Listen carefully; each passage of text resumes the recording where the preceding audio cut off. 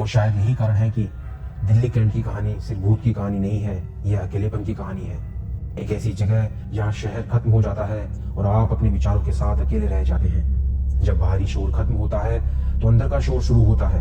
आप अपने दिल की धड़कन सुनते हैं, अपनी सांसें, अपने डर, और अचानक हर पेड़, हर छाया, हर हवा का झोंका एक अर्थ देने लगता है।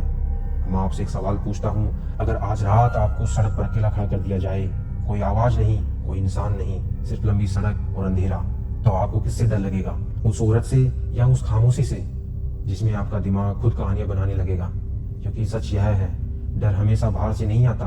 कभी कभी जगह सिर्फ आईना बन जाती है और हम अपना ही डर देख लेते हैं। कुछ लोग कहते हैं उन्होंने वहां कुछ भी असामान्य नहीं देखा, लेकिन अजीब बात यह है, वे भी मानते हैं कि वहां रुकने का मन नहीं करता, जैसे शरीर बिना कारण चेतावनी दे रहा हो।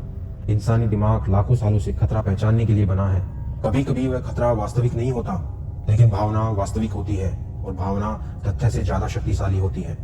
तो क्या दिल्ली कैंट में सच में कुछ है, या यह जगह सिर्फ हमारे दिमाग की गहराई को उजागर करती है?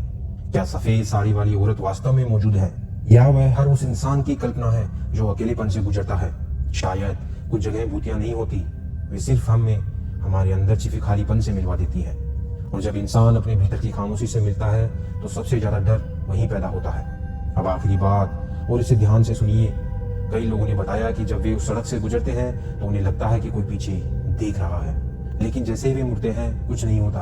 अब सवाल यह नहीं कि वहां कोई है या नहीं, सवाल यह है, अगर आपको महसूस हो कि कोई आपको देख रहा है तो क्या फर्क पड़ता है कि वह वास्तविक है या नहीं? क्योंकि उस पल आपका डर बिल्कुल वास्तविक होता है।